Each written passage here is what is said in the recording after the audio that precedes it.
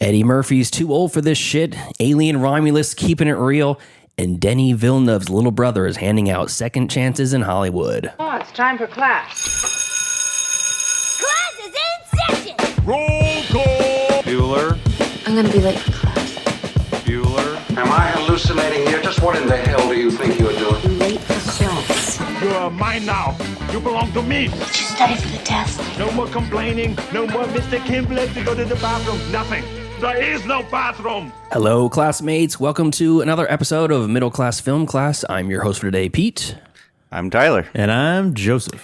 And we got a great show for you today. The gang is back. We're all back. We're Yes. here. Some of us in body, some of us just in spirit. Yes. Some of us just by voice. Yeah. But Tyler's Well- here. Tyler's here. He's just not here. Yeah. Yeah, I mean, That's what matters. He's though. on the show. Yeah. If I have to, I would like to explain the reason why I'm Oh, okay.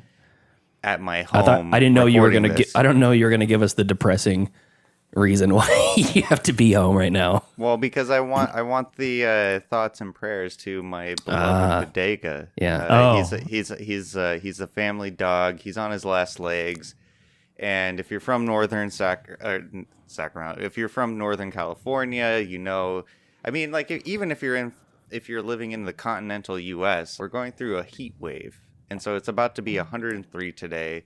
I gotta make sure that he's okay. Yeah, And that's right. Plus, my parents decided to take a luxurious trip to Chicago. Your parents are like, they have this mansion, this 5-story, 2 libraries, It's the Shining Hotel. It's the Overlook. indoor It's the observatory, Yeah. roof-mounted herb garden estate. This huge mansion, and they any excuse they can to not be there. Every weekend, they're off to parts unknown. They're traveling everywhere. I mean, look, they're they're in the twilight of their years. So, Are they? you know, They're both working still. They're not retired. true that. Yeah. So anyway, so Tyler's watching over a bodega. So if he has to leave for any moment, that's why. Yeah. Yeah. But he's fine now. But my ear. I thought you were going to give us the reason why you weren't here last week. yeah, he had Montezuma's revenge. Okay. I don't want to get into. He was that in one. Tijuana and he drank the water. Yeah. Yeah, let's not get into that one. So I was just infirmed. anyways, thank you to everyone on YouTube Live and otherwise, and of course the OG classmates in podcast land. We already have Jack Fitzpatrick in the chat, Heather, Yeah. Bruce. I want to bring in some year-spanning drama that I found out about. Year spanning? Oh, okay. Years-spanning drama on the show. What up, Eric?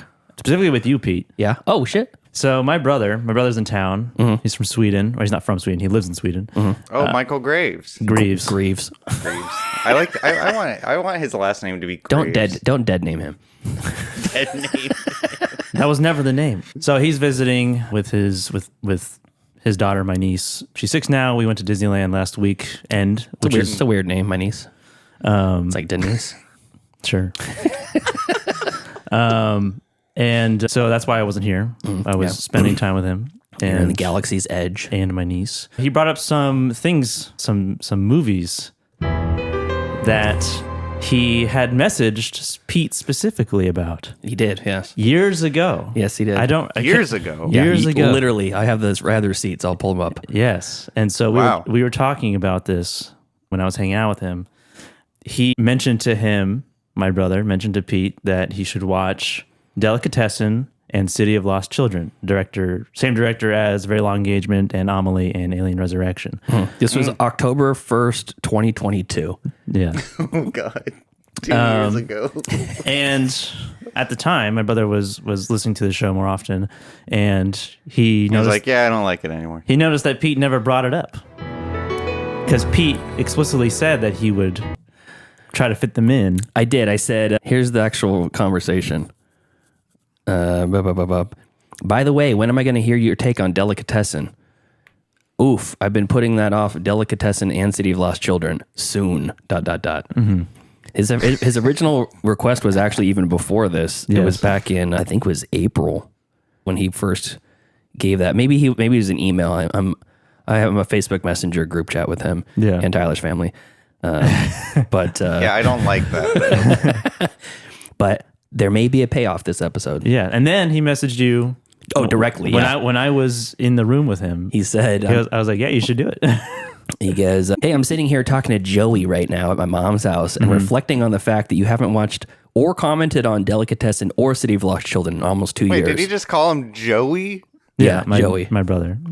I told him, I sent him a gift saying, I'm sorry, I failed you from a movie that I don't know about. But yeah, maybe there's going to be a payoff. Maybe there's not. Maybe there is. So what? Maybe there won't. Maybe it's just the running bit. And we talked about that too. Maybe his bit will just be like constantly writing in if you watch it, and your bit is you haven't. It's like Matt Damon appearing as a guest on Jimmy Kimmel. Yeah. It just Yeah. always just ran out of time.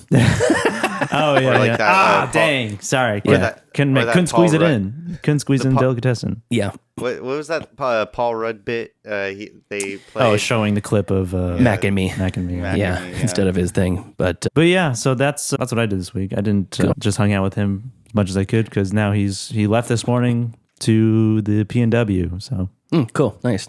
yeah. Well, we're back. Every time I think I'm out, they pull me back in. He's back. He's back. Me, I'm back. Yeah. There. There. There.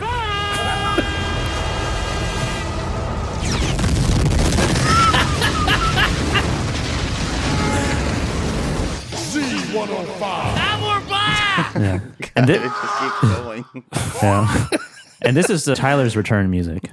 Yeah. Very appreciative. And he's back. Yeah. He's sad about all the poops. Yeah. Yeah. You know, it happens. You know, it's okay. Yeah. Oh yeah. I would also talk about the fill-ins that we had last week. Yeah. Yeah. Eric and John. Eric and John, yeah. Eric and John. Yeah. At first I was like, John's got some hot takes. John. Yeah. John was. I appreciate. He's like, I'm taking down Coppola right here. Eric too, though. Eric was not apparently not a fan of Godfather 1 and Godfather. 2 and 3. any of them. Yeah. No, I think he said 3's the good one. Oh yeah, he likes 3. Yeah, I like Yeah, 3 too. we're on the same page. Yeah. Yeah, I was like, who is I this? thought that- Who is this fucking guy? But then, and then I was like, oh, okay, he's got some cool things to say. Yeah, that's right. You're gonna look at me and you're gonna tell me that I'm wrong? Well, Am I wrong? also, Sin from Binge Movies filled in for the what's it called, the Iron Claw, Right. and we barely even talked about plot or anything in the movie. It was just the history of wrestling, basically. Oh, really? Yeah, regional wrestling. That's funny. Yeah, it was And Tyler, you missed it. You missed your own movie. I know. I've already explained myself. I was infirmed. no, we're not looking. We're not trying to bash you over it, but it's like I wanted to talk about I know it you because wanted to. I have a lot of thoughts. You're gonna have to put the movie back on the wheel because no. No, I'm not putting it back on the wheel. It's not. so we'll just never know your thoughts. Yeah. Well, Are you kidding? Oh, do you want me to read the No, letterbox right now? you messaged me. We'll do it later. You messaged me early that morning when you said you couldn't come, and you said I'll send my thoughts in later while I'm on the can. And I never got a message. No, I couldn't. I He had to even- really focus on just being present. He was fighting for his life. for that dumpage. That's exactly correct. I was. All right, and enough of that. Let's get into some Gab and Chatter. Find some charity, ye lad. Now's the time for Gab and Chatter. Gab and Chatter movie news of the week. Tyler, why don't you lead us off with your story? All right, so this comes from IndieWire.com. Eddie Murphy is going on to be quoting to be said, "I would rather not do any stunts in Beverly Hills Cop 4. I had no idea that they were going to make a Beverly Hills Cop 4. Yeah, it's coming. It's very close, I think. Yeah, and so it got me thinking because." It got me thinking about stuntmen in general, because when actors, like, this is why I don't really respect Tom Cruise for doing his own stunts, because it's putting people out of work. That's Like, my wife. That's pretty. Stuntman? That'll work? Yeah, like, they're there for a reason. I think he Yeah, that still makes sense. has And- stuntmen on his movies, though. Who? I think there are still stuntmen in those movies, though. Just not for him. No, Just not for Tom Cruise. But Tom Cruise, like, he does like most of the stunts. Not for everybody. He only does his own stunts. Exactly. That's what I'm saying. And so I would like it.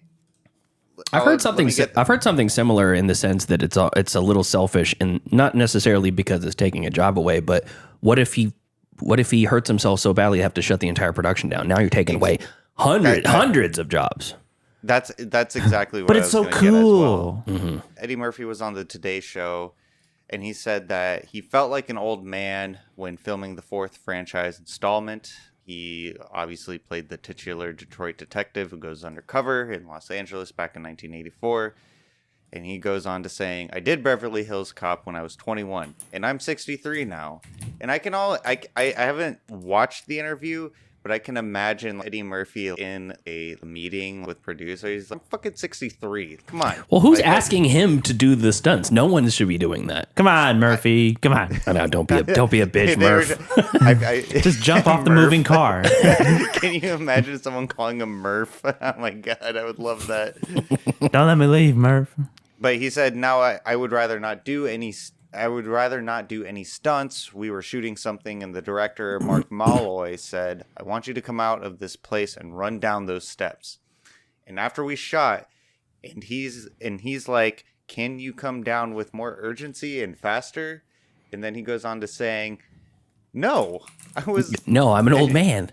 He was like, no, I'm not doing anything action. Don't call me unless you offer me the same type of shit you would offer Morgan Freeman. He's like, I'm old, bro. I'm old. I mean, like, the man is 63, so, going down steps, like, that could hurt him. So the new 4th Beverly Hills Cop, which I just found out today, it's called Beverly Hills Cop Axel F. Yeah, Axel Foley's his character's name. Yeah. And obviously Eddie Murphy's coming back, and then John Taggart, Judge Reinhold, Kevin Bacon, Joseph Gordon-Levitt. Judge Reinhold, that's cool. Jogo. Bruce says in the chat, I think he's in reference to Eddie Murphy no longer being a young man. You can call him Edward Murph now. Edward Murph. I wonder if his name is Edward. Probably. Some people just go by Eddie. That's it, just Eddie. Eddie. I knew I worked with a guy, his name was Robbie Jackson, and I asked him. Yeah, I asked him if his birth name was Robert, and he said, nope, it's Robbie, Robbie on my driver's license. Yeah. And you're just like, I want to see your I have a friend, birth certificate. From high school. Yeah. His name is Billy, and it's not William, it's just Billy. That's crazy. Yeah. That's so weird. But anyways, it got me thinking about, I mean, for Eddie Murphy's sake, yeah, he's feeling his age, so of course he's not going to want to do a bunch of stunts on his own, as far as even going down a flight of stairs with urgency. Yeah. Run faster. I mean, it's like watching, what's his name? Keanu Reeves in the later John Wick movies. Oh, yeah. Like it's not, they do a really good job with the editing to make it look believable. But as the series, I haven't seen the 4th one yet, but I know like I've seen more of the Bill and Ted, sort of the Face of Music or whatever. Yeah, There's definitely a decline in sense of, like you said, sense of urgency to most scenes. Yeah. And I don't blame him. I really don't. He has a run. He has a way that he runs where it looks like he's struggling. Who? Keanu Reeves. Oh yeah. Yeah. Yeah, he broke his hip riding a motorcycle or something, maybe. But I mean, but you brought up a point that I was going to bring up, Pete, is like when actors do their own stunts and they get injured, then it takes out the whole production. Halts production. Yeah, for sure. Yeah, so, I mean, so you have to have the I guess you could probably like film like some things, but it's almost kind of like getting laid off in a sense. Mm-hmm. Like if Eddie Murphy fell down those stairs because he did a second take and ran down with urgency, and then he slipped and fell, hurt his back or something, it's over. This is like a multi-million dollar. You can replace any stuntman. It's true. Just put another stuntman in there. They're expendable. I mean, I think exactly. That's what I'm saying. I think the Fall Guy was probably a good.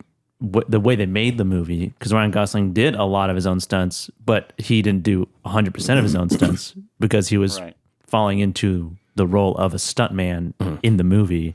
So he had to be he almost like he had like personal goal to be like, well, I want to also be involved in the making of the stunts, but also I'm not going to do stunt that could potentially risk my life or severe injury. They show a lot of the actual stunt work in the credits when that movie is done. At the first half of the credits, it shows a lot of the stunts, and it's like some of the stuff is him, and then it's like a Texas switch or whatever, and it goes to the actual stuntman doing big stuff. But it was I get that. Yeah, I would have to imagine that Ryan Gosling also got coached on how to be a stunt person as well. Like, sure. When filming that, they were just like, "Good luck." So. I know. See you later. Have fun. Hope you don't die and ruin our production. So you need to be on this like a tractor thing, dragging across the bridge. Yeah. And Cool. Anything else, Tyler? No, that was the only news story of note Great. that I saw. And it was illuminating that there was a new Beverly Hills Cop movie coming out. have you seen the movies? Oh my God. I think I saw it. I think I saw the first one just once. And I couldn't tell you like if it was good or not. Anything. If it was good or not. I watched the first one recently, and it was way better than I thought it was going to be. Yeah. Oh, is that right? Yeah. Yeah, I watched it like earlier this year or last year too, like in full, and it was pretty entertaining. A lot of that era of is it Beverly Hills Cop? There's 48 Hours as well. 48 Hours is another one that was a little less entertaining than Beverly Hills Cop. Is that the Nick Nolte one? Yeah. But that's that one didn't hold up as much. But I feel like a lot of those era movies like Caddyshack, that's funny as people make it think. And then I watched that and I'm like, hey, it's pretty good. Eddie Murphy's charming as fuck in both of those movies, 48 Hours and Beverly Hills Cop. So Yeah. Cool. So I mean, that's all. That's all I got for this week. All right, Joseph, what do you got? All right. Before I get into my news story, I'll address some things in the chat. Oh yeah, Jack noticed the shirt that I'm wearing. What does it say? It says "endless anxiety," and then there's like a person's eyes, and then it says "sleep when you're dead." He's asking what if the shirt's a reference to something. It's a Viagra Boys shirt. Yeah, Bagger Boys. It's a band, Viagra Boys. Look them up. Yeah, they're dope. So there's that. There's Street Worms, great album. Cave World, also great. Music talk. There's a weather talk going on in the chat now. Hell yeah. Oh, It's spread from our Gab chatter to it's a virus is taking over now the world. Now the fans are talking about it. It's hot in the south and humid. It's 70,000 degrees in Alabama with humidity. It's 100 degrees here. It's and then it's cold. It's winter in Australia. So Yeah, Jack says he's the furthest south, so he must be super humid. my news story is about the anticipated upcoming Fede Alvarez Alien movie. Oh yeah, Alien Romulus. Romulus. Coming out October, I think. Yeah, I'm pretty excited. No, I thought it was September. I don't know. It's coming out in the last half of the year. Yeah, Yeah. Q4 as we say. The fiscal year. Fiscal year.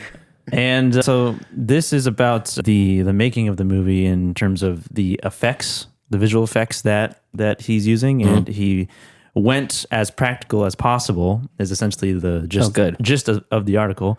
And his mindset going into the movie is like, if we can do it practically, then we're going to do it practically. Hell yeah. From puppeteering face huggers to even sorting of visual effects shots himself as the director. Cool. He says if it can be done practical, it will be done practical. Meaning I that think I heard that quote before. that there were no green screens on set and limited CGI, even down to CG shots of the spaceships, which are scans of handmade miniatures. For him, the immersion of the story for the audience and the believability of the special effects is everything, which this is the article saying this, which he feels puts him at odds with other blockbuster directors in Hollywood today. He says, ideally, we fool you, which is what I think movies to a certain extent have stopped trying to do.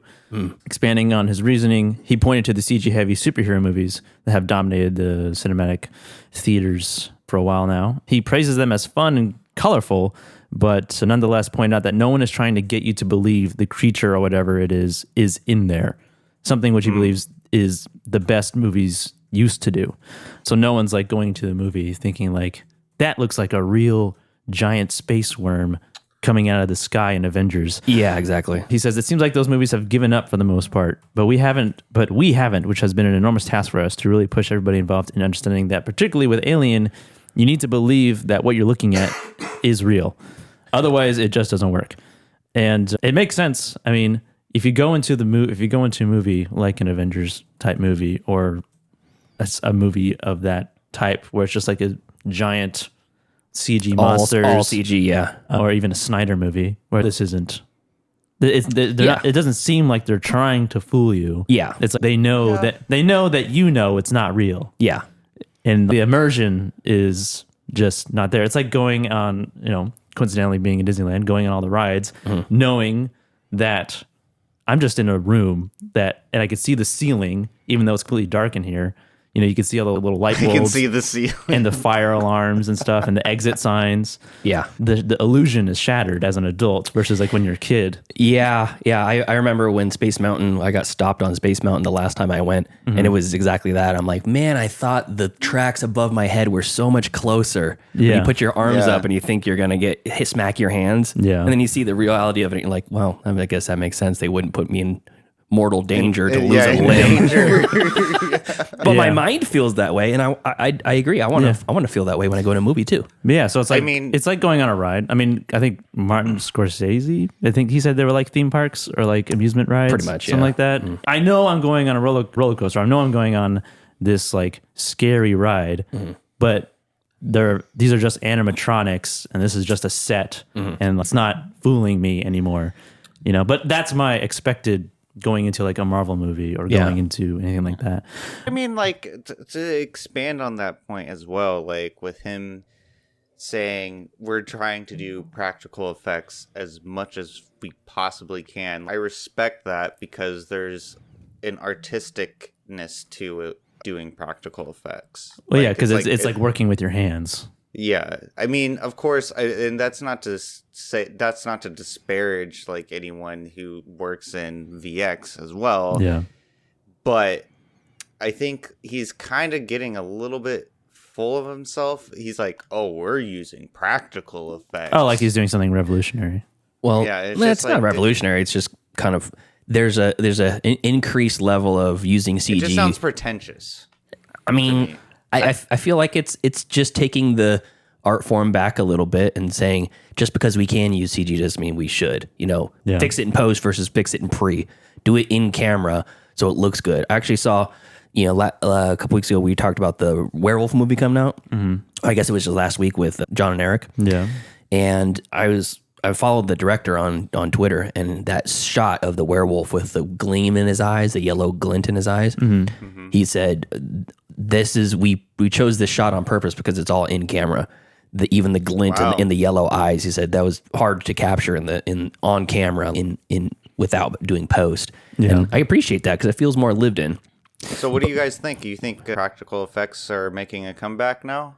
I mean, I don't think they ever went away. It's just I don't know how convenient actual CGI is for filmmakers, and I don't know how much cheaper it is either. Because it's not cheaper. Animators. It's more expensive, but it just takes, I think, the amount of planning that goes into a practical shot versus, okay, we're going to just look at the tennis ball, act scared, and then we'll let the VFX people figure it out later. My perspective or I guess view on CGI or CGI usage is I think Nolan does it really well. He uses CG in his movies, but he does it in a way where it's like you wouldn't tell. It's not slapping you in the face. You wouldn't. It's like Dork of all dorks is saying, Heather. Yeah, it's CGI cleanup. Yeah, and he goes on to say that, or this article goes on to say that there are stop motion shots in Romulus as well. And he also argued that Hollywood can often be lazy in opting to use CGI over practical effects as it's quicker and saves you a headache on set. But even if it is more expensive. Yeah. Oh, so exactly what you just said. Cool. Yeah. I have a interesting a clip that Jack actually sent me earlier in the week about the Alien premiere back in the 70s, and it was somebody outside the theater interviewing families that brought their small children into the theater to watch this rated R horror movie. Yeah. And here's a clip. Are you sorry, sir, that you brought your son along to see Alien?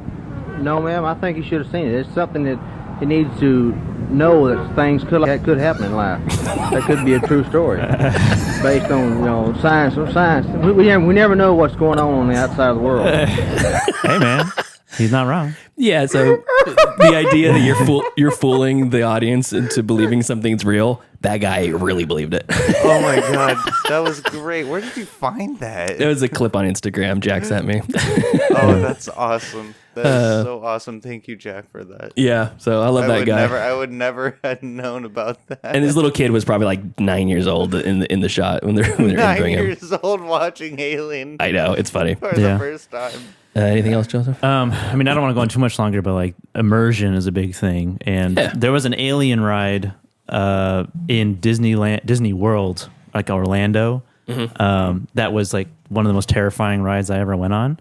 I was a lot younger, but they eventually changed it to a Lilo and Stitch ride. Yeah, same thing. It's an alien, and it was a xenomorph, or it looked exactly like a xenomorph, and it's almost just like a simulator where you're in a room with everybody else, and you're just sitting around this teleporter thing, like a glass tube teleporter thing in the middle. And they're like the people of the ship are playing on screens, like, we're gonna teleport the captain over to you guys, and then they teleport over an alien. A xenomorph. Oh no! And then the lights, oh my god, and everything like turn off and flicker, and then the lights turn off with the alien in there, and then you hear a glass shattering, and then it like scurries away into the. Oh my god! And then the scariest part of that is that on each of the chairs they had like, these air tubes that would blow on the back of your neck. Yeah, those are awesome. Love as that. if the alien was right behind you. Oh my god, that's it was so cool. It was so terrifying. I bet. But I miss it. I mean, I only went out once because it scared the shit out of me. But I like to go. I miss it. I like to go on the shit out of me. I'd like to go on it again, see if it holds up. But it's not there anymore. So yeah, I want to do the same thing with the Honey, I Shrunk the Kids ride. There's a lot of interactive air and water and stuff there too. Oh my god. Yeah, I know. Going off topic, the Bugs Life thing, the Bugs Land theater thing, which is not there anymore, replaced by Marvel Land, I think. Lame. Yeah, I think so. Anyway. All right, Alien Romulus, as practical as possible. There's probably still going to be CG in it. Oh yeah, to some degree, plenty. But I think we should do an episode on that movie. Yeah, let's do it. I don't think field trip. Nope, no interest. All right, cool. Okay, cool. So my story. I know that Denis Villeneuve has a little brother. I did not. And he's a working director also. What's his name? Martin Villeneuve. Martin, 10 years younger. Martin? No, Martin. Well, I don't think so. That's Spanish, not the French Canadian. But yeah, Martin Villeneuve. Martin. So I'm going to read a little bit about him. He's a Montreal-based screenwriter, director, producer, and actor. His comic book, La Vol du Tonnerre, and his graphic novels, Mars and April, volumes 1 and 2, were released to critical acclaim. So he's like a comic book creator, sci-fi fantasy. Martin then worked for 10 years as a creative director in advertising, creating campaigns for Cirque du Soleil shows Zumanity, Ka, and Corteo. He also directed TV commercials for Cirque du Soleil, but his love is in film. So his big one that he released in 2012 was called Mars in April, based on of his graphic novel. And it's got a lot of buzz. He has that project has been subtitled in 33 different languages, and it has he's got TED Talks about apparently his sci-fi creations or whatever. Really interesting. But his upcoming project is called Merciless. And this is what it says. When the woman he loves is overtaken by a malevolent force, a top CIA interrogator is willing to go even darker to defeat it. Directed by Martin Villeneuve, starring Jonathan Majors. This is his first movie. Oh, problematic Jonathan Majors. Yes, his first movie role since he's been convicted of assault and harassment sometime a couple years ago. Oh, no. It was like last year. Was it last year? I think that's when it was happening. You're right. It is 2023. So I just think this is kind of interesting because the idea of cancel culture and having irredeemable sort of things within the separating the art from the artist and all this kind of stuff it's a topic that I think is valid for discussion. And I don't know the specifics about Jonathan Majors, but he's essentially been blacklisted. Let's see here. Yeah, he was known for his roles in Creed 3, Ant-Man and the Wasp, Quantumania, and he was dropped from Marvel Cinematic Universe after his conviction. Yeah. He's already starred in several Marvel series as the King the Conqueror, who is poised to become the franchise's next primary villain. Additionally, he filmed this movie called Magazine Dreams, which, like the Marvel Studios, is a studio of Walt Disney Studios. It was premiered at Sundance Film Festival to positive reviews and the filmmakers are reportedly shopping around to find new distributors because he was dropped. That was dropped by Searchlight Pictures as well. So at the fourth annual Hollywood Unlocked Impact Awards, which I've never heard of that before. Hollywood Unlocked Impact Awards. Never heard of it before. It was on June 21st of just recently, and Majors was given the Perseverance Award. Thanks for sticking it out. Which is a award that is a award that is for an individual who has shown that no matter what adversity they face, they will continue to aspire to inspire. Oh my god! Wait, who runs this? Is this a Weinstein Award? I have no idea. Weinstein Award ceremony. It really sounds like very right wingy. Well, it's really funny because that award, if you take the actual verbiage from the website that says an individual who has shown that no matter what the adversity they face, they will continue to aspire to inspire. I would think that would be somebody that like Jeremy Renner. He got in that terrible quad accident and broke his spine or something. Yeah, and then came back 2 years later. No, it was like a snowmobile or something like that. Snowmobile or something like that. But it's like that's a person that's like overcoming adversity to come back to it. Not a dude that beat his girlfriend Michael up. J. Fox. Yeah, Michael J. Fox overcoming Parkinson's to stay in front of the camera. Mm-hmm. So it's a very strange turn of events, and I'm going to be kind of following this because it's a weird thing. It's like he's getting a shot back at his first feature, but it ain't the guy who's doing it, Martin Villeneuve. He's like the baby brother of a famous director.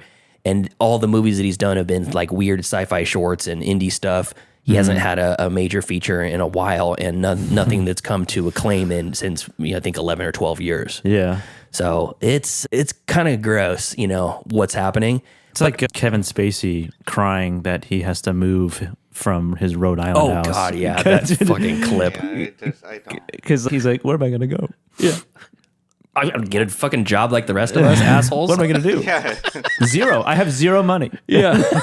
Boo. Like, $0. There's no way that he has $0. Tyler, get on that mic. There's no way he has $0. There's no way. I hate it when living in excess, that'll do that. Yeah. I hate it when these rich assholes say, I'm broke, but they have $5.5 million in their bank account right now. Like, come on. They're broke and our broke are two different things. Yeah, that's true. So a couple stuff in the chat. Heather says ugly is the really great word for it. I agree with that as far as the whole Jonathan Majors thing and then coming back. Jack says, to be fair, we had to get through the early stages to get where we are today, but to be optimistic. He's talking about CG. Yeah, he's talking about the shitty CGI of the prequels. Yeah. There's a whole conversation going on about the prequel trilogy. Yeah. Jeremy Renner was on the verge of death. It was a snowplow is what it was. That's what it was. He got run over by the snowplow. I think it was his knee or something, but obviously he was very much how terrifying that close would to be. death. I think it was like he saved somebody, like he saved like a kid or something, like his niece. Oh, interesting. I thought he actually performed his Marvel role. Yeah. Hey, Geiger's in the chat. He shot arrows at the snowplow. Yeah. Chris Geiger in the chat. What's up, Chris? He says, it was the same piece of equipment you see them driving away in at the end of The Shining. That's a fucking huge piece of equipment. That is a huge, oh my God. Yeah, I can't even imagine the pain. So we're going to start the petition now. We're going to remove the petition to remove the Perseverance Award from Jonathan Majors and give it to Jeremy Renner. Yeah. Okay. When did that happen? Jeremy Renner thing? No. The awards. June 21st. Literally. Like a week ago. Yesterday. Okay, yeah. Today's the 22nd. Today it must have been. I heard about Friday. this. I heard about this a week ago. So then it had last year. But they were probably announcing it. No, it just happened. They were announcing it before the actual award ceremony, I guess. So anyways, that's coming out. Movie's called, what's the movie called? Merciless, yeah. Okay. Yeah. I don't know if I should be looking forward to that. It's more like a trash fire or like a train wreck or something. Interesting that Martin Villeneuve. Yeah. Martin Villeneuve is doing that and got Majors. I don't know. Maybe he's just because he is like the younger and like less experienced and prolific director. He's like, here, you get the cheap people who are either no one knows who they are or they're problematic. Yeah, maybe. So WME Agencies, who represents Jonathan Majors, and one of their producers, Christopher Tuffin, says his goal is to make a project that, quote, refuses to let the court of public opinion and selective prosecution undermine great art and artists. Oh my God. Yeah. In graduate school, I had the good fortune of studying screenwriting under blacklist scribe Millard Lample and learned from him the dangers of letting politics undermine due process and deprive artists of their careers, said Tuffin. I consider an honor and a privilege to be working with Jonathan, who is such a great talent, now that this matter has been adjudicated. So I guess my real question is, we have the legal system in place, right? Well, Yeah. our legal system. We have our legal system in place. And someone is tried and found innocent, which in this case he was not. He was found guilty. Right. But they tried and found innocent, and the evidence was overwhelmingly saying that he was innocent, or this person was innocent, a fictitious person. Do we then say, okay, all is forgiven? You know, is that the right thing to do, or are we supposed to hold on to that sort of, ooh, I heard that he beat his wife up? It depends. It's Depends, contextual. I guess. How much do you because- like him? I think. Well, I mean, like how piece of a shit of the wife was. What the? Okay, Tyler. I'm muting your mic. This guy is a piece of shit. No, I think wife. No, that was of course that was a joke. I don't condone any assault on Yeah, but did she deserve it? But I think But fact did of the she matter, have the dinner ready? That's the real question. Yeah, but was dinner cold? Tyler, why would you say these things? It was lukewarm. That's not what. That's not. No, I think it really comes down to it's an individual case by case sort of thing. So let's say this individual he beat his wife. Was he going through some sort of addiction? Like he wasn't in his right state of mind? I'm not saying it's justified that he did it, but if he tries to atone for his sins. That's kind of where I come down on it. Is like in this case, Jonathan Majors. You feel sympathy for what you did. Well, yeah, but also like what's his name? Michael Vick, Dogfighting Ring. Oh yeah. After he in his mind, in his words from that whole era, he was like, this was just like part of my upbringing. This is like in my circle of friends and my family, this is what we did. I never thought it was as bad as what you guys are saying it is. Now that I've been shown the way, I'm a wipe myself from all those dogfighting sins, and now I'm going to be an activist for, you know, animal rights and, you know, cruelty against animals, blah blah blah, all that stuff. And it's like, do you believe that, or do you say, okay, the dude paid his due, he's atoned for his sins, like you said, Tyler, he's paid his debt to society, and then like back in. If someone goes to jail and they do 20 years and they get out, are we supposed to treat them as different than everybody else? No, that's not that. Well, I mean, that's not what I was saying. Like, dude paid. If I'm just saying, in 20 years of hard time, it's like the dude paid his debt.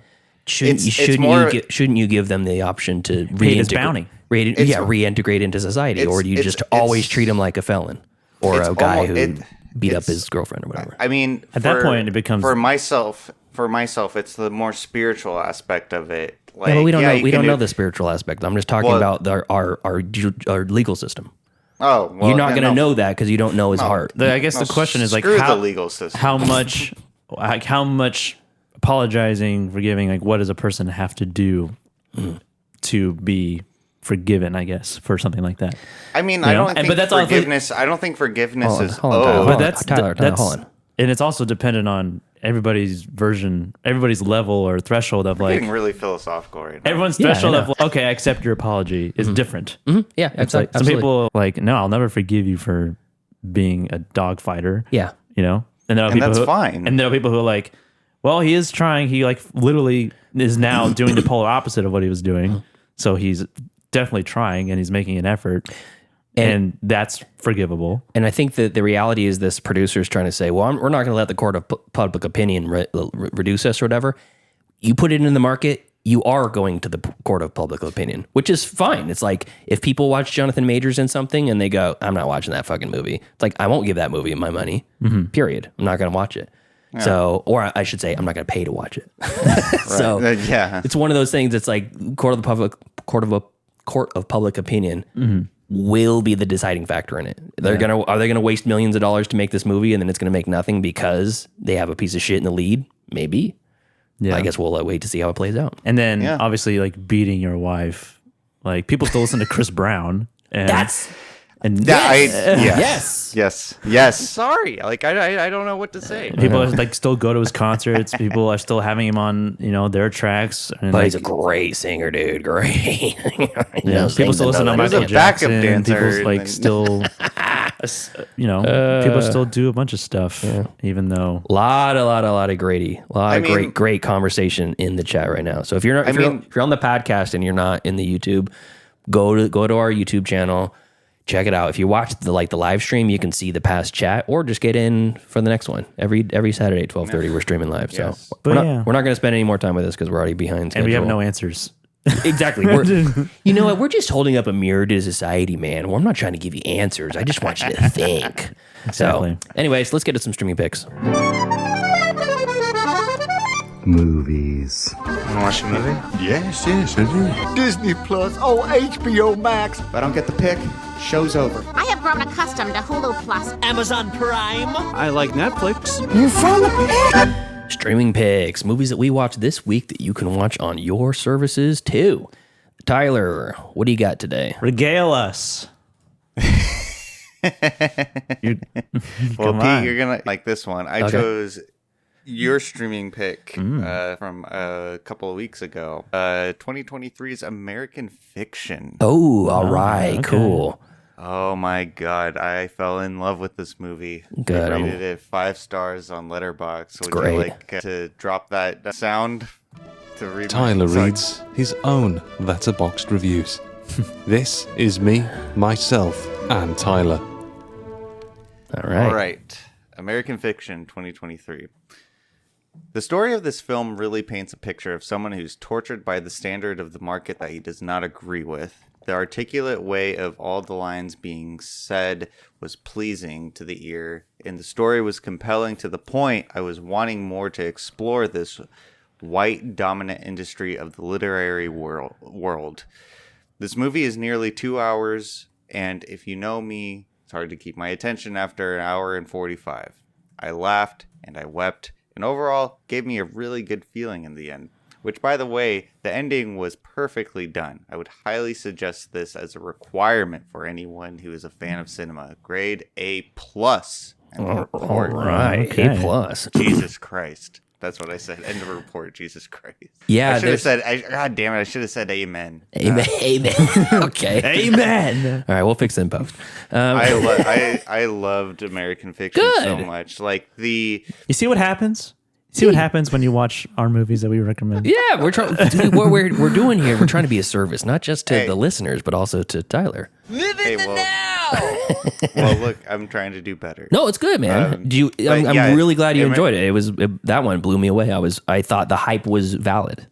Well, so like the reason why I liked it so much too is because like you can see the way that he didn't want to throw away his culture because he grew up in Boston and everything like that, and it felt like in the beginning of the movie he was trying to escape away from his blackness. And so when he saw this book, and I thought that the book, I can't remember what it was something. Do you remember, Pete? What no, the book was called? I forgot. I remember it was clever, and then I just forgot. I couldn't remember it when I gave my review either. And so I thought that was going to be. I mean, it was kind of like in the background, but it definitely played a little bit of a part. But it was more about this guy's life. He started becoming disillusioned with himself, and he didn't even know what to teach in his class. Mm-hmm. He would say these very controversial things. He called a German student a Nazi. Or no, he didn't call him a Nazi. He asked him if his family was a Nazi. Yeah. And he was obviously a very well-read and intelligent man. Mm-hmm. The actor, who was the actor? Hold on, I have the page up right here. Jeffrey Wright. Mm-hmm. He emoted very well about this person's struggle, and some of the tragedies that happen in this movie were really gut-wrenching. And it wasn't gut-wrenching in the sense that like it was like the main focal point, because it was just like a matter of fact of life. Yeah. And so it wasn't, that wasn't the main focal point. The whole point was his struggle, like trying to find his identity. And I really love the idea of him doing the pseudonym for his book because he was making a joke, essentially. Yeah. And then he made $4 million off of it. I know. It was like a slap in the face or a joke that just got took off. And he's like, wait, no, you don't like this. I want you to not like this. Yeah. And I got his point too. And it was a very, very real movie about the state of our society today. I have a review from Joe Bridges on this movie. He's stingy with his 4.5 and 5-star reviews or 4-star reviews, and he gave this one 4 stars. He says it's pretty genius to have a movie about pandering to an audience by openly pandering.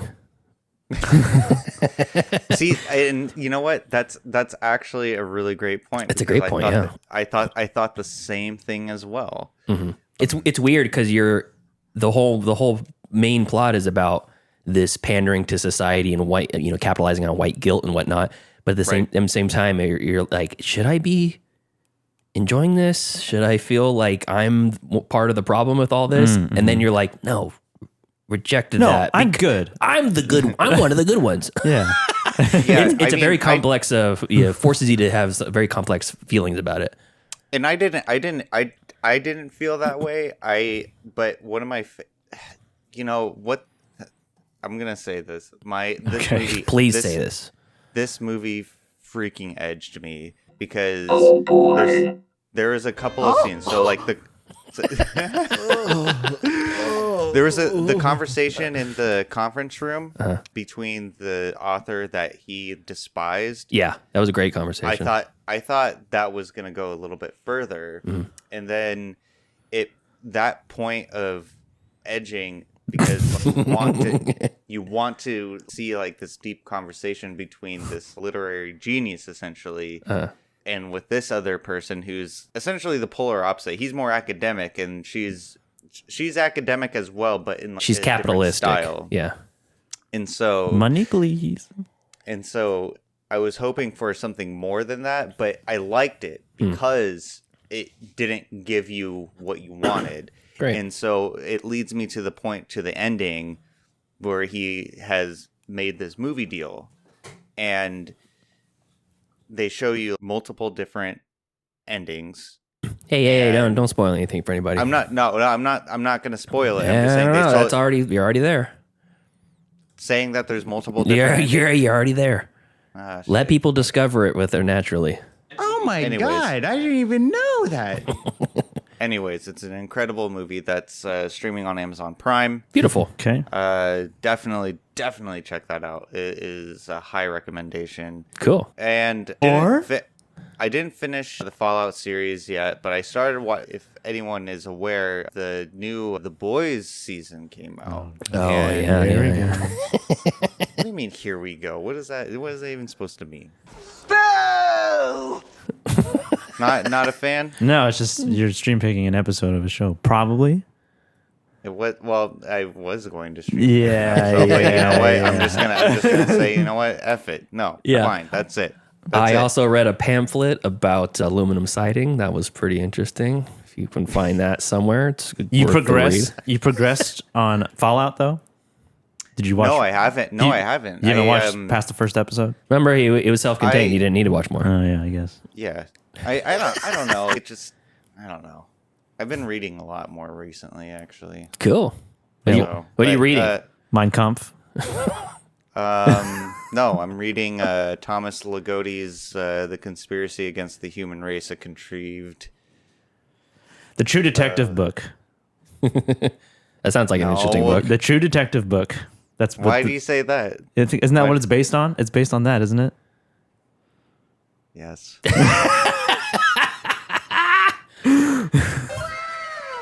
It's good. That's On okay. brand, That's okay. on I've brand. been also On brand. reading Charles Bukowski as well. Oh, play the comedy music. Yeah, okay. Okay, that's it. I'm done.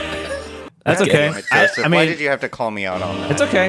It's okay. I mean, What do you mean you- because like I mean, I read Dune. I read the whole book of Dune after watching the movies, and then so it's not crazy. It makes sense. It's on brand. And I've learned that I can't really read books that aren't movies because That's rough right there. because yeah, it is. I can't really read because I'm a movie guy, you know. Mm-hmm. So I already have like, the lore, and a lot of people will be like, I can't read books before I see the movie because I don't want the preconceived Watch notion. the movie, then read the book. Like preconceived notion of what the characters look like and stuff like that. But that doesn't bother me because that's because I like movies more than I like books. So. Me and Brianna we watched, what was it? Oh, The Island. Michael Bay's no, Michael Bay's Alex Garland's Island. No, The Beach. Danny Boyle. I'm sorry. Alex Garland. Yeah, the beach. I'm sorry. Yeah. Danny Boyle directed it. Did he? Who directed The Beach? I'm getting myself mixed up. Who directed The Beach? Oh, fuck, I don't. What, Alexa. No. With Leonardo DiCaprio. Leonardo DiCaprio. Garland wrote it. That's what it is. No connection of Boyle. Okay. But she read the book, and then she's watching it. She goes, no. That's supposed to be James McAvoy. That's supposed to be James McAvoy. In my head, it is, and not Leonardo DiCaprio. Yeah. When we eventually do the Dune things, I have opinions on movie adaptations and books. Okay. You good, Tyler? Yes. Okay. Yeah. Before we get to Joseph, we have messages in the chat. Quite a bit of viewers here. How many we got live right now? We got 11 viewers right now. Oh, cool. I know that's not a high number, but for us. That's big numbers for us, baby. Double digits. Got some new faces in here. Big Red Dal. Yeah, that's Dallas. Oh, is it? Yeah. What's up, Dallas? I don't think I've ever seen your name in here, though. I think just the one time he popped up. And then Angry Otter's back. Yeah. What's up, buddy? 2 weeks ago. Yeah. I don't know if he was there last week. Yeah, send us a message. He's got a project, or he or she's got a project that they've got to release. So Joe Bridges says about American Fiction, I like that they picked Oberlin College in Ohio for her alma mater as a well-known college in Ohio that no one takes seriously because only weird artists go there. Nice. And then on the topic of reading, Joe Bridges says, I just read Wet Hot Allosaurus Summer. Seriously. It's pretty filthy, but it's also hilarious. Wet Hot Allosaurus Summer. Like Wet Hot American Summer, I guess. It's a dinosaur instead. And then Jack says he's very slowly trying to read Dexter. Oh, that's a hard read. Really? That is a hard read. Oh, interesting. Just because it can get cringy very fast. Very erotic. It's All right, all right, Joseph. Your turn. Okay. Movies that I watched. All right. I got some interesting selections here. First, I want to talk about a documentary that anyone can watch because it's on YouTube. This was directed by a YouTuber known as iDubbbz. Oh, yeah. And this is Ice Cream Man. And this is about a guy who goes by the name of Dax Flame. Did you talk about this early on in the run in the show? I might have. It's been a while, but it sounds familiar. Dax Flame. Dax Flame, he started on YouTube like years ago, early YouTube, and he made all these really strange videos because you weren't sure if he was doing a bit or if that's how he is. Mm-hmm. And that's how he still is. And in this documentary, he works at an ice cream shop currently in LA. And so iDubbbz and spends like a week with him and just like talks to him, tries to learn about him, tries to figure him out if he is being genuine or iDubbbz, or if he's putting on a bit, like an Andy Kaufman type thing. Oh, okay. And he's not like offensive or anything. He's very awkward and polite, like overly polite. Do this. They entertain Dax Flame's idea of a game show that centers around smoothies. Okay. And I can't remember the name of the game show, but they just get two people off of Craigslist like this. Oh, actually, no, he goes on Hollywood Boulevard and just like cold calls people. He just like talks to random people. It's like, hey, would you like to be a part of a game show where you make a smoothie? Okay. And then they're like, a lot of people are like, what? Like they're so confused about that at premise. But he gets like this guy, this like young guy who like I think he like just got to LA and he just wants to make like $100. Get like the housekeeper that is at the Airbnb to participate. And the rules of the game show are just, and they present it to you. It's like its own video. And he's like, so you guys will pick 3 ingredients. We have a bunch of ingredients back there, and you just pick 3 ingredients, and I'll tell you what I like. And because they're making this movie, This is what this all about. Is about not just one part of the whole documentary, but sounds fascinating. It is so funny. It is really funny? It's because he is so weird. Okay. He's so awkward. I don't have any context for the character, so I don't know. So this guy, he's been in some movies. He was in Project X and he was in 21 Jump Street. He plays, I don't know his character's name in the movies, but he's like one of the students in the high school in 21 Jump Street. I don't know how prominent his role is. I know what this is now. Seen his face. Dax Flame. But it's not even an hour long. It's so interesting. And my review of it is the most interesting man, the most fascinating man in America. Because I thought that was me. Because Sacramento. Because he currently has a TikTok that I'll get fed. And it's just him in like a Target, like just like doing like these random games that he comes up with, or saying these like really, really like stupid jokes and being as awkward as possible. Okay, hold on. No. And the joke is that it's just like, it's hard to watch. It's cringe. It's hard to watch like his content. Is it cringe? It is cringy, but it's also hilarious. Okay. To me, so it's anyway. hilarious cringe. It's like on purpose cringe. Yeah, but you just don't know if he's doing it on purpose. If he's putting on this personality on purpose, because that's just how he lives. Was it like Scary Perry sort of thing? That's kind of what I was thinking. No, you can't tell if he's in on it or not. He's likable. He's more likable than Scary Perry. He's not homophobic and sexist and whatnot. No. Okay. Well, good. Yeah. So that's on YouTube. Anyone can watch that. I caught up with The Harder They Fall, streaming on Netflix. Hell yeah. I didn't like it as much as probably you did. Son of a bitch. Why don't you stop talking for a while? It was entertaining. The story was pretty simple. My gripes with the movie wasn't the story or the performances or anything like that, because like it was all great and it looks great. I just thought it like felt really clean. It felt too clean for a Western movie, and it didn't have any grit to it. The music also really took me out.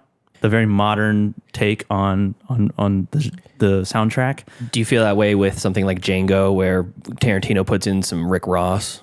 That does take me out of that as well. I know that's a super polarizing decision to do a period piece and then have modern. Yeah. Same with the Elvis movie. Having Doja Cat was annoying on that soundtrack. I love Doja Cat though, but it didn't fit in an Elvis movie where it fits. I fucking loved it. I loved that. Yeah, I thought I was gonna hate Elvis, and I loved it, and the modern music in it. Yeah. So maybe that's just a me thing. Now I know it takes what I like. me out of it. The production design at times felt like a stage play, because the town it felt like the fake town in Blazing Saddles. It felt very cookie cutter buildings, like houses in suburbs, like modern developments. There were definitely moments of the movie that I thought were written well or had a good amount of tension, but I was like left with just like a little bit of wanting more. But it was still pretty good. Okay. Well, good. I'm glad you liked it. I watched it on Netflix. Yeah. I watched a really compelling another documentary that is a more serious subject matter, streaming on Hulu and Disney, centering around the soccer team full of kids who got trapped in a cave in Thailand. Oh shit! Yeah. This is a Nat Geo doc, and it's called The Rescue.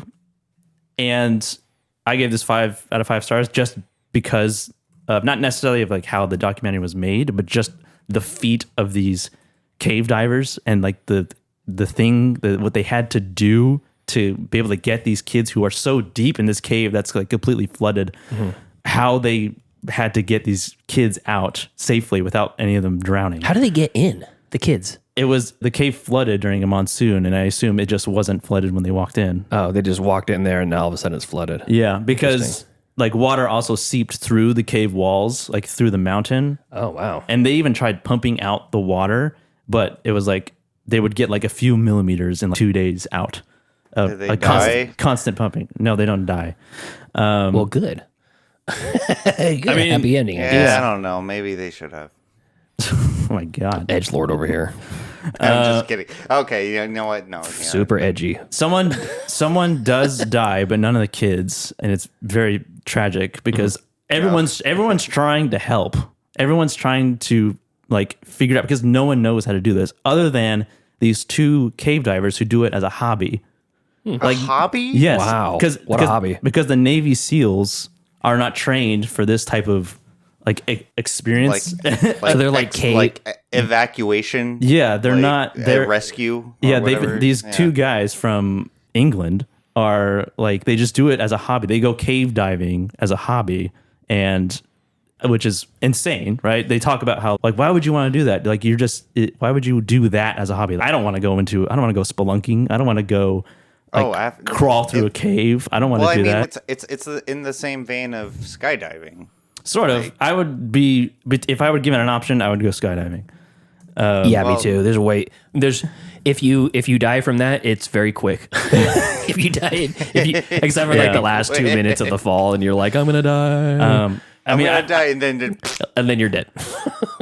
Yeah, it gets very emotional towards the end because you're just watching all these like the parents of these kids. All they can do is stand outside the cave. Wait a minute, there's filming? This is live film? Yeah, there's a bunch of live footage. It's a documentary. Like the cave divers had a camera on them while they were filming, while they were diving. And it is insane when they show you how far in these kids are and like where they start. There's essentially checkpoints that they get to in the cave. It's like the underground level in Donkey Kong Country. That's exactly what they say that in the movie. Oh, okay. Well, that makes sense. This is just like the underwater Mario level. Wow, I had no idea. Cool. But yeah, it was really, really good and such an achievement. I don't know if you guys want to know like what they had to do to get the kids out. No, let's leave it for the because I was like, oh my God. It's like they have like a moral obligation to do it, even if it means risking their own lives to save these kids because no one else can do it. Mm-hmm. That actually sounds very interesting. That's on Disney Plus, right? Because Nat Geo. It's on Hulu and Disney Plus, yeah. Yeah, okay. The Joe Bridges says that Ron Howard made a documentary about the same thing called 13 Lives that was really fantastic. Oh yeah, I heard about that one. Here it is. This is the... Tragic that none of the kids don't die? What are you talking about? That was Tyler. Oh, okay. But then he said, whatever. Okay. Twister, speaking of natural disasters, I watched Twister. Oh, no shit. Cool. That's streaming? I had to rent it, unfortunately. You rented it? Yeah. Because like the Twister's coming out, I'm like kind of interested in that, so I wanted to watch Twister, and Twister's like a classic movie. Yeah, I think it's considered a classic genre movie. Classic movie.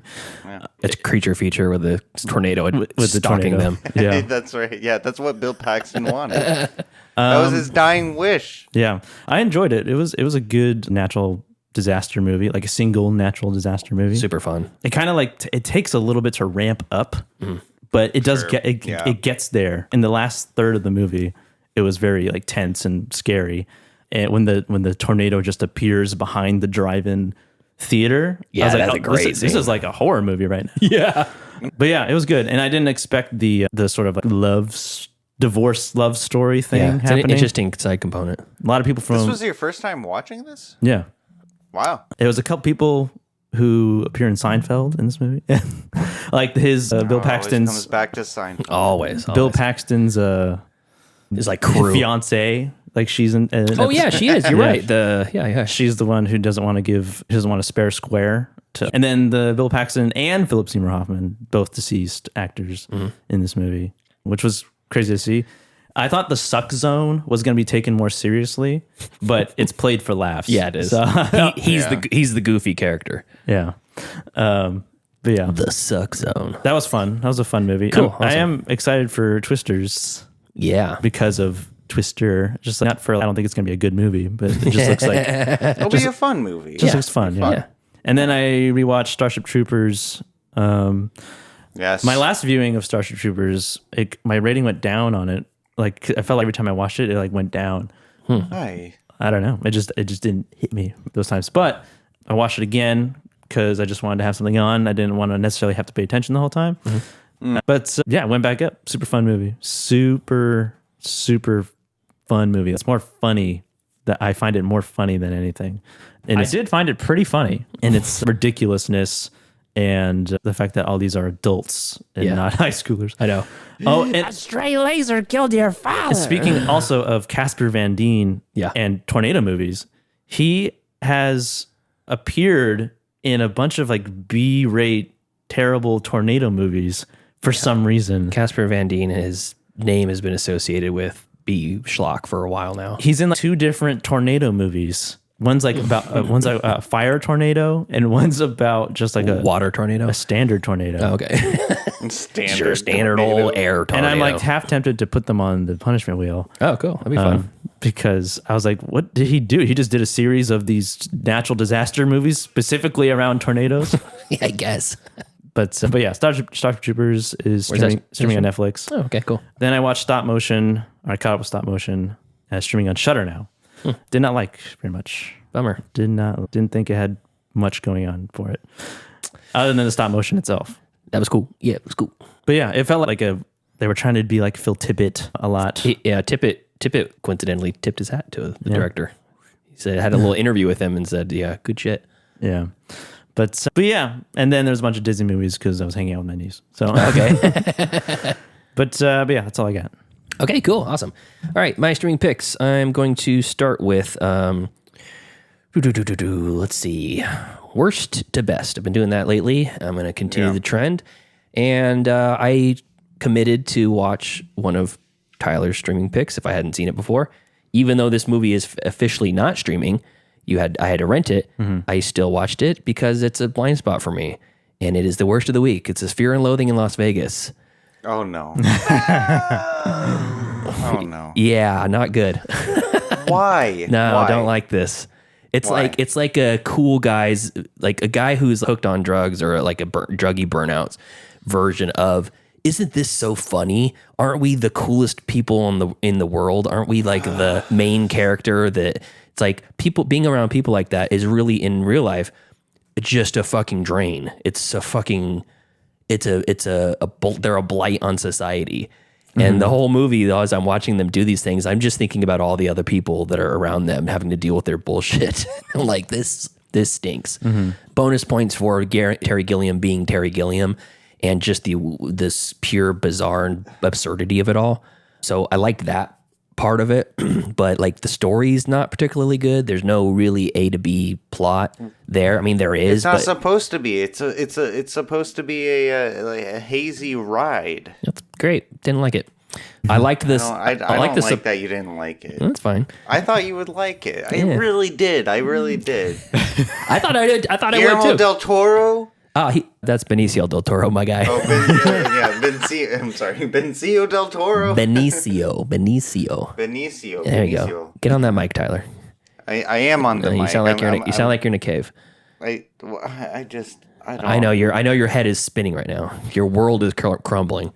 It is. It really is. I like the supporting cast. Let's see who's in this. Richard Ryle. He makes a small appearance. Gary Busey, Debbie Reynolds, Steve Sherpa, Ben Yeager, Penn Jillette, Cameron Diaz for a hot second. Yeah. Wow. And no Teller, huh? No, he wasn't in it. Kevin And Pears. Hunter S. Thompson himself was in it. No, I didn't think he was alive. There's a flashback. Yeah, there's a flashback to like his character imagining what he was doing in the 70s in acid trip land or whatever. And he sees himself in a club, and then he looks over and he goes, and there was another version of myself there. Look at him, looking at me. And it was Hunter S. Thompson. It was like Johnny Depp and Hunter S. Thompson in the same shot. And then he was like walking by him, looking at me. So there was some pretty inventive stuff, though. I could not connect on this. Could not connect. Was there anything you did like? Yeah, all the stuff I just mentioned, the supporting characters and the creativity and stuff, but just the two mains are so fucking draining. And the problem is too, there's a lot of great one-line segments in this. Like I've seen the quote, we can't stop here, it's backcountry. Right. It's funny, or whatever. It's kind of funny. Oh yeah, that's right. Chris Geiger says in the chat about Tobey Maguire making an appearance. Oh yeah, Tobey Maguire for sure. With the great bald cap with a stringy wig. Yeah, that was a good. Chris also says, "I'm a huge fan of Fear and Loathing. That being said, it's boring and I don't like it." God, Is he a fan of the book and not a fan of the movie? I feel like I'm the only person. Oh, interesting. I'm the only person within our circle Our zip code of podcasters that I am the one who enjoys this movie the most. I love this movie. Does anybody like this movie? Chad Wilfong, he listens to the show. He likes it. David Rosen from Piecing It Together, he likes it. I mean, fun fact though, is Johnny Depp, he visited Hunter S. Thompson's ranch in Colorado to get into character. And he lived with him for a month. That's kind of cool. Yeah. I mean, Johnny Depp's kind of he's a jackass, but still, let me finish my thoughts on that. These one-liners, these funny kind of one-liners, they're so you can't even barely catch them without subtitles because there's so much going on in the movie. It's like they're stepping on their own jokes and the chaotic nature of the movie, and it's like I know that was the point. It just didn't land it for me. So. Watch that or don't watch it. I'm glad I finally watched it, but I did not like it. I might put it on the wheel. That's great. I won't watch it. You won't watch I'll watch it, apparently. Yeah. Okay, so next up, next worst movie of the week. A recent release that's now available for video on demand streaming for $10 rental. Not streaming for free anywhere, but it's worth talking about. This is Tarot, the tarot card horror movie. Yeah. Not good. Oh, okay. Okay. It looks decent. It sounds decent outside of some shoehorned in Ouija. Yeah, kind of Ouija Origin of Evil. But tarot. Yeah. But Ouija Origin of Evil is like the sequel. It's actually much better than the original. This was not as good as either one of those. So they had some shoehorned in needle drops on modern songs that were in the movie that the lyrics match up perfectly, but the vibe of the song doesn't match the scene at all. So that was kind of shoehorned in, but the sound design was pretty good. The only problem is that the script is as generic as it possibly gets. This is like a young adult horror. So if you were 11 years old, you would think this is the creepiest movie, but it's kind of a waste of time to me. Okay. So not like the worst. People are saying this is the worst horror movie of the year and it's half star and all that stuff. It's fine. 2.5, 2 stars. I gave it 2 on Letterboxd. So, but did it make sense? It did. It made sense. But the funny thing too is Brianna's in the middle of making a tarot card deck from scratch. She's drawing all the different cards, and she's going to produce it and sell it once it happens in her own art style. And so she knows a little bit about tarot, not like a ton, but a little. And the whole time she's like, that doesn't work like that. That's not what the death card means. You can't just take someone's reading and so it's kind of funny to watch that alongside her. So yeah, tarot, skip it. Next up. No problem. Yeah. Next up, The Beach. I mentioned it before. Oh, yeah. This is streaming on Hulu. This is starring... The Beach. Yeah. This is starring it is directed by Danny Boyle. Oh, okay. Okay, my bad. I guess I wasn't completely off base. I'm not crazy. Starring Leonardo DiCaprio, Virginie Ledion, Guilherme Canet, people who I haven't heard of before, but also Tilda Swinton. Oh, yeah. I was like, isn't Sigourney Weaver in this? But no, it's Tilda Swinton. Tilda Swinton and Robert Carlyle, who plays the father in 28 Weeks Later. Oh, yeah. The one that abandons his family. That's the one. The beginning. Yeah, that's the one. Also the main character from The Full Monty. So he's only in it for a short time, but basically the idea of this movie is there's a beach that's somewhere off the coast of Thailand, I think it's Thailand. And yeah, it's Thailand. And it's completely cut off from the outside world. It's like this island, but then there's this rock formation that surrounds this really nice beach. And apparently there's a group of young people, whites, that have taken up like living on this land for the last few years. And the Jared Leto cult. Kinda, yeah. Except for it's a Tilda Swinton cult. Yeah. I wouldn't be surprised if she led a cult. Yeah, she may not be. Why would okay, we can get into that later. Yeah, let's talk off air about that.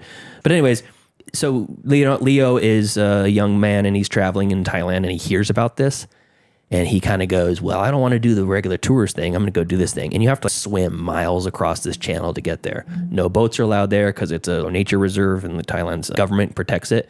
But in reality, there's a group of people, locals, that are growing weed on the island in this half. Just growing weed. They're just growing weed out there and they sell it back to the mainland. Sounds like a premise for a Far Cry game. I'm not familiar with that game. But they have this part of the island and they allow these people to stay on this part of the island as long as no newcomers come in. Well, surprise, newcomers come in and shit goes bad. So pretty interesting movie. I expected to like it a little bit more. I think the story is interesting. The kind of choppy early Danny Boyle vibe didn't quite always work. It was like a lot of like just after Trainspotting and everything. Yeah, it is. But crazy zoom ins and Dutch angles and stuff that were a little jarring and kind of out of place. When was it? 2000. 2000. Oh, okay. So it still has that 90s flair on it. I think it's shot on film. Yeah. It's got some good grain to it. Not on tape. I mean, I'm looking at the movie poster right now, and it's I've seen a lot. No, it came out in 2000. I've seen parts of this movie. I've seen like a good chunk of it. Oh, really? At least. I know it gets real trippy. Yeah, well, that's what I was told. I was told it turns into this like weird mind fuck, but there's really one part in it where Leo's kind of lost his mind and he's going through the desert, and it turns into this weird video game sort of thing. Yeah. And you're like, oh, that's kind of weird. But the movie as a whole is not trippy. There's some interesting stuff like, one of the people that's one of the settlers gets injured, and what they decide to do with him is very interesting and was not expected. And where it goes from, that's kind of the jumping off point for the rest of the movie. And it's kind of, I want to say more like the thesis statement of the whole movie is like, we don't give a fuck about you because you're harsh on our vibe. So get out of here. We're trying to have fun. Why are you dying near me? Get out of here, dude. So that's The Beach, streaming on Hulu, worth a watch. Oh, so you did like it? I did like it, yeah. I didn't like it as much as I thought, didn't because I was love like, it. yeah, Danny Boyle, Alex Garland. How could you go wrong? Dream Team's back at it again, but it was fine. It was pretty good. Yeah. It's funny. It's funny, Pete, when he said that. I thought you were talking about the M. Night Shyamalan movie. That's old. Old. That's old. Yes. Yeah. Yeah, I know. I just There is a looked it beach up. in it. There is a beach in that one too. Yes. The original title of Old was The Beach That Makes You Old. Just kidding. The old, the beach, and the ugly. Yeah, not really. Old, the beach, and the ugly. Okay, next up. Let's see here. Next best. 2002 going up in the years. Another kind of of that era. Also shot on film. This is Pool Hall Junkies. Oh. A movie that I thought I'd never seen before. And I got halfway through it and I realized I had absolutely seen this movie before.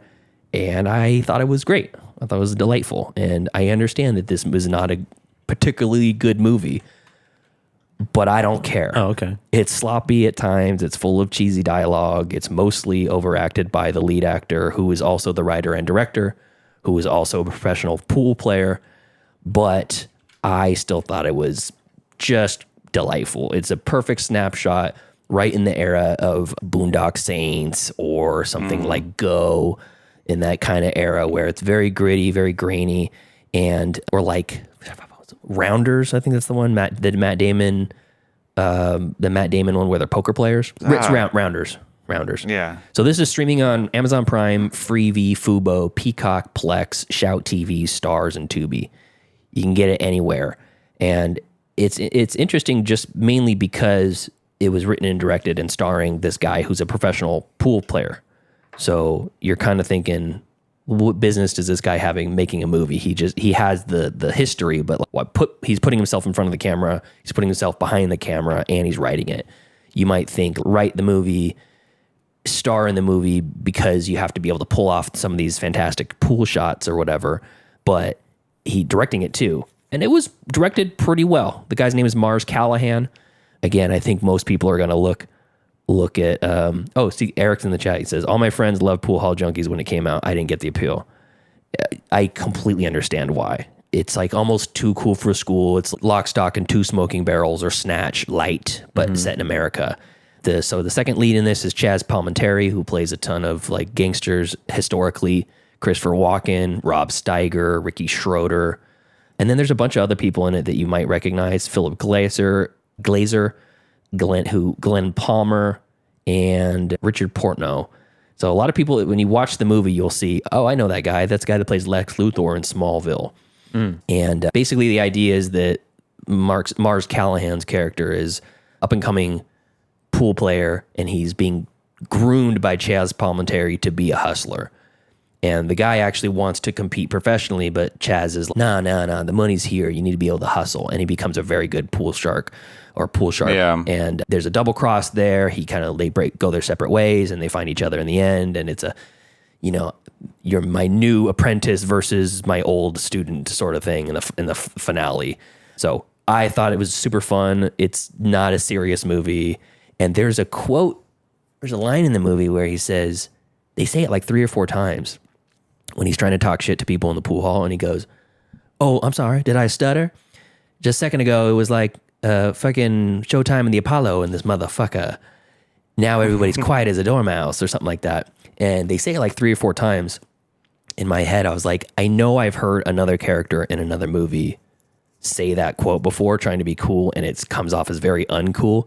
Because in the movie, it also comes off as very uncool. In 2002, maybe it was like the coolest thing people had ever heard, but it comes off as very cheesy and overacted. But anyways, Pool Hall Junkies, if it sounds like it's up your alley, watch it. If not, I understand. Okay. Okay, next one. Next best movie, The Red Violin. This is also streaming on Amazon Prime, Freevee, Pluto, and Tubi. This is from 1998. And this won best score, I think, or best music or something like that at the Oscars. Better the name like Red Violin, dude. It's crazy because this story is really interesting. It's about this violin that was the last violin made. A red violin. Yeah, it's the last violin that's made by this famous violin maker. So they have Stradivarius is in the real world is the most famous violin maker, and then they have it's like Bartolucci or something like that. Busotti is what it is.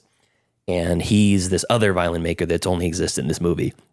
And it does an interesting framing device for the storytelling because at the beginning, you see the violin and how it's made. And then it cuts to an auction, and the auction is auctioning off this violin some 200 years, 300 years later in modern day. Sam Jackson is in it. Jean-Luc Badeau, Sam Jackson, Greta Schally, Aldo Brudini. I want to say Sandra Oh is in this too, Wolfgang Bach. A lot of people you would recognize, again, they may not know their names. Oh, what's his name? Jason Fleming, the redheaded guy from also Lock, Stock, and Two Smoking Barrels and League of Extraordinary Gentlemen and a bunch of other stuff. Yeah. Wait, not the guy from Dreamcatcher. Not that guy. No, not that guy. No, Jonesy. No, that's not Jonesy. That's somebody else. Okay. That's the guy who's the boyfriend in An Unfinished Life. Is he? Oh yeah, he is. No, not him. Okay. So anyways, the whole basically the way the story is told is it's showing the birth of this violin, the creation of this violin, and all the people whose lives it touched, and it's cursed. It's a cursed violin.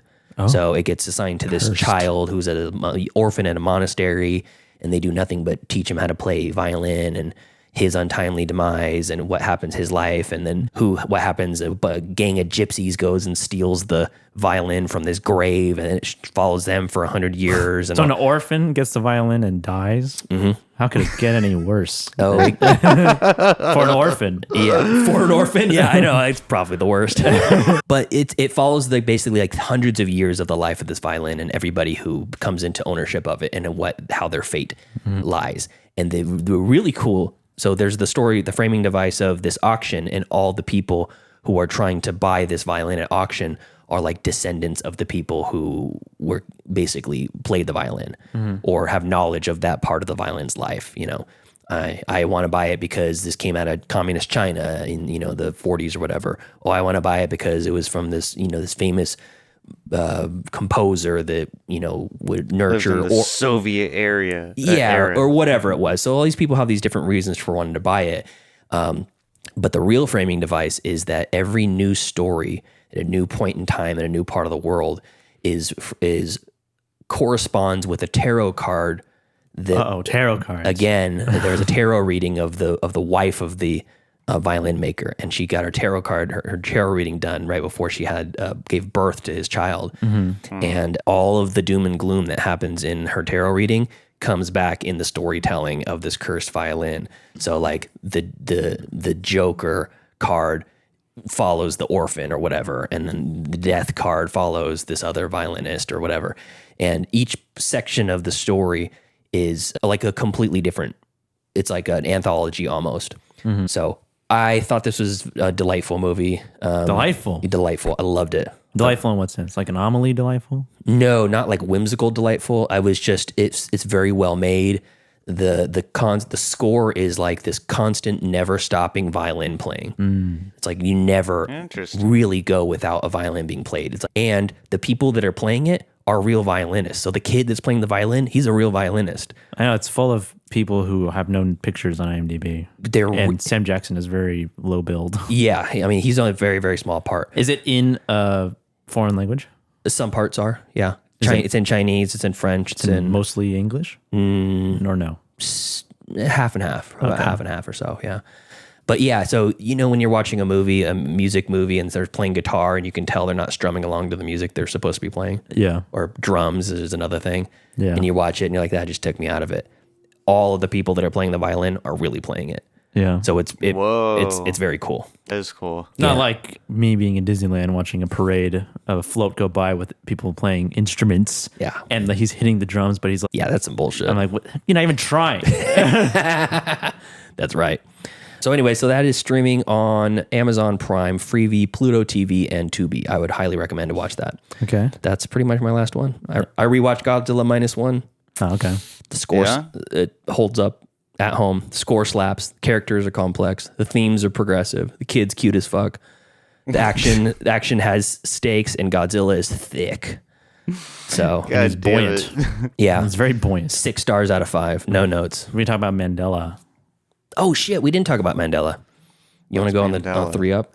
This crazy, stupid documentary. We got a screener for this documentary called The Mandela Effect Phenomenon. Mm-hmm. Okay. Yes. Mandela Effect Phenomenon. Directed by Robert Kiviat. And this is all about the Mandela Effect. Tyler, you know about the Mandela Effect, right? Of course. Something is just different than what you remember, like a logo or the Berenstain Bears. I mean, is like a common thing. the Berenstein Bears. Common movie misquotes. And it comes from mainly cornucopia from the Fruit of the Loom. Fruit of the Loom. Yeah. So it mainly comes from Nelson Mandela. When news of his death reached the world, a huge portion of the population said, I thought that guy died in the 80s. Yeah. Right. And died in prison. Died in prison. Yeah, he died in prison. And in my head, I'm just like, that's a really simple mistake to make. Americans, particularly in a lot of parts of the world, are not really well learned, not privy to a foreign leader, world affairs, yeah. Especially pre-internet. When you get news stories pushed to you every minute of the day, mm-hmm. And I just chalk it up as, oh, I could have sworn he died. Cool. Well, I guess he's now dead. Well, that's real sad. I just found out about him. Now he's dead. I know. glad he was alive for a while that I didn't know about. Yeah. But there's a subsection of people apparently. People that made and are starring in this documentary. 2 people. That believe wholeheartedly that this means that there is a parallel dimension and we are in a time loop or some sort of alternative timeline, and the Berenstain Bears exist in a different timeline. And we used to live in the Berenstein Bears timeline. And now we switched. Now we switched somehow, and everyone's mind is blown over this. Because of a particle accelerator, CERN, yeah, CERN, yeah, CERN, and they're like, well, maybe something they did opened up with tiny black holes and then put us on a different timeline. And now here we are. So is the documentary good though? No. Is it compelling? No. It's funny. Is it hilarious? It's fun to watch because these 2 guys, they're so latched onto this idea, like they're just so deep in it. That they like, well, the Coca-Cola, it didn't always have. I remember it having a dash between Coca and Cola. Now there's this little, dot. Yeah, and they just have an altered version of a logo that they thought looked like this, or movie misquotes are a common one. Yeah, and Luke, I am your father versus no, I am your father. They try to use something. They come up with this thing called residual evidence, which is essentially. They basically, what does that even mean? It's just like confirmation bias. Yeah, pretty much. Because there's one, they get latched onto Life Was Like a Box of Chocolates from Forrest Gump. And they're like, I remember it in the movie. He says, life is like a box of chocolates. You're telling me that life was like a box of chocolates? No. That's not right. That is not my timeline.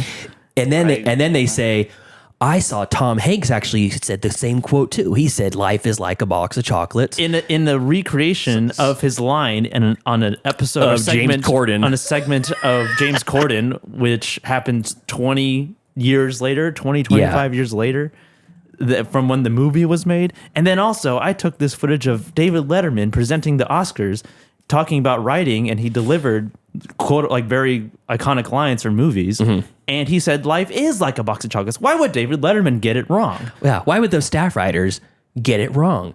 They severely overestimate the competency of the normal human being. Is it a fun watch though? It's funny. Is it a fun? I had it's a good, funny. it was a little. I wish it was like 45 minutes instead of an hour and a half. Yeah, because it got to the point where okay, we're watching two mentally insane, unwell people spout off their conspiracy theories for an hour and a half. Yeah, because at some point it got a little much. They're trying to inflate it into something that it's not, and like it's some sort of giant conspiracy, like flat Earth conspiracy level of. Like, oh my god, there's something going on here. And one of the guys, he constantly was doing this thing where he's like, oh, now it's getting interesting. See, that's strange. He kept on saying that. Like he's whipping himself up into a frenzy. And it's also just not well made. Yeah. Because they do this thing at the very beginning where they're introducing themselves, where they say their name and then they spell it. And the editor, they spell it. The editor of this documentary, wait a minute, and the director. No, I'm explaining. They spell the name. Well, you're interrupting me. They spell the name for the editor. That's something that you do in interviews so that the editor knows how to spell their name. Yeah. And also they have a lower third, which says their name. So he goes, my name is Jacob Israel. Jacobisrael. And they leave that in the documentary for both of these guys. And there's only two people that are talking the entire movie. They just go back and forth. And one they're comforting each other. And they're not in the same room. They're just talking to the camera. They're recorded separately, yeah. And one of the guys, his main thing was it was just his opinion on like Mr. Rogers. Oh, it's not a beautiful day in the neighborhood, which is how he remembers it. It's a beautiful day in this neighborhood. And he was like, but that's just bad writing. That doesn't make sense. That doesn't have that sing-songy material. And by the way, when the Mr. Rogers documentary comes out or a movie comes out with Tom Hanks, if they say beautiful day in this neighborhood, it's going to be financially bankrupt. It's going to ruin the movie. He's like, that movie's terrible to me. And then they show the clip of him saying, it's a beautiful day in this neighborhood. And he's like, that's an F movie. That's a bad movie. That's bad writing. It's really bizarre. And it's like a peek into someone who really puts a lot of emphasis into something that means it's almost like if you say, wow, I had deja vu right now. Everybody and their mom goes, ooh, that's so weird. I feel like I've done this before. All right, moving on. And then this guy 3 months later is, what does it all mean? I know. I had deja vu. Am I living in an alternate reality? Is my dream world seeping into my real world? Yeah. Tell me. And they go into like simulation, like the simulation theory, like we're living in a simulation. They show a clip of Elon Musk. He's like, the most likely scenario is that we're living in a simulation, which I'm not like against the idea that, we're like, I'll entertain those theories, but these guys just latching onto the Mandela effect and making it something that is just it's just you forgot or you misremembered, or the world came to a very similar conclusion. Yeah, it's a beautiful day in the neighborhood. It rolls off the tongue better than in this neighborhood. Yeah, it sounds better. Absolutely. It sounds better. So I think most people who are quoting that back say that because it sounds like it makes sense. It's easier to say. I misquote movies all the time, and Brianna's that's not the quote. I'm like, the spirit's there. Yeah, it was like Luke, I'm your father. No, I'm your father. Mm-hmm. They're like, but it makes more sense. It makes more sense for the story. It doesn't make it. If no, I'm your father, that's bad. That's bad writing. Well, I've thought about the Luke thing before because I was wondering why so many people get it wrong. Yeah. So think about when the quotes started being spread around. People watch it in a movie theater. There's no video on demand. There's no VHS, the tapes. Mm-hmm. Everybody watches it and they have the quote and they do the Darth Vader voice. Luke. Because he says Luke a lot in the movie. Yeah, he does. Yeah. Luke, search your feelings. So when you're starting a quote as Darth Vader, as a 13-year-old kid in the 70s, having just watched Star Wars for the first time, you're like, Luke, I am your father. And then that's the quote, and everybody kind of runs with it forever, when in reality, without saying Luke, there's less context to the quote.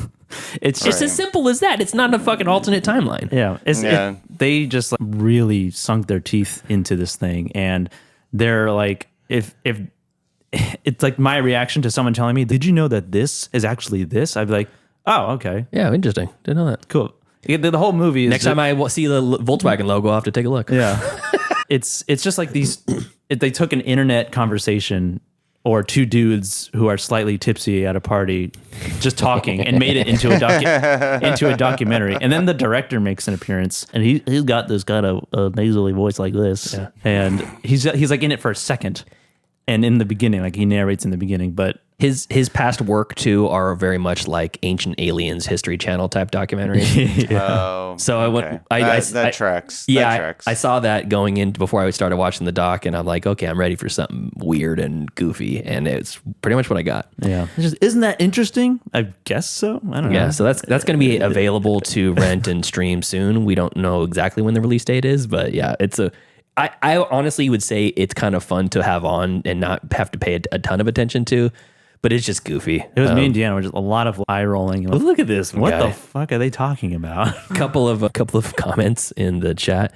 Joe Bridges, I hate the Mandela effect when it comes up in conversation. Eric says, what timeline did the particle accelerator thing happen? These guys are lost in the sauce, kind of like Fear and Loathing. Bruce says, I'm time shifting right now, and the only way to watch Fear and Loathing is drunk with a roommate who's a girl stoned hippie named Topaz. That's what I did. Oh shit, that's Bruce from another time. Oh wait, what? And then we're talking about Heather brought up Room 237. This documentary sounds like Room 237, but less interesting, which is 100% accurate. Yeah. Okay.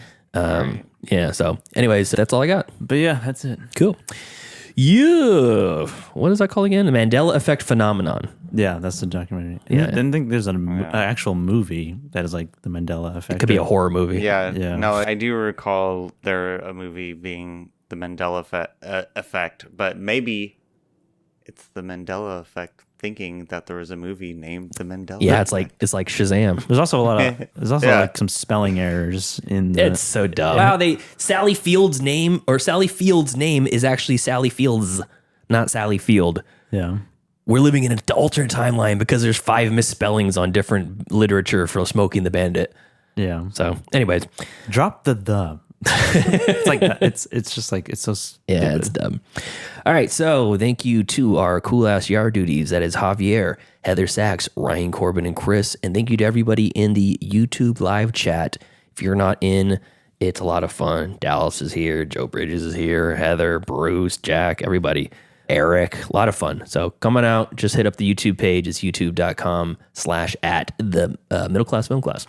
Mm-hmm. Yeah, pretty easy to find. All the notes are in the links are in the show notes. So until next time. Thank you for joining us on this episode. Follow us later on in the week, or if you're watching us live in about 20 minutes, as we review Jack's pick from the Wheel of Destiny, The Stanford Prison Experiment. It's going to be a fun one. Follow us on Facebook, facebook.com/MCFC podcast, and send us an email, mcfcpodcast@gmail.com. And follow us on Instagram at Middle Class Film Class, and leave us a voicemail, why don't you, if you want to chime in at 209-730-6010. And follow us on TikTok at Middle Class Film Class, and at Twitter, Podcast MCFC. That's right. See you next time. All right, see ya. See ya. Class dismissed. I gotta get out of here. The bell doesn't dismiss you. I dismiss you. You're free to go. See you next week. See you later. See you later. That's a wrap. Great show.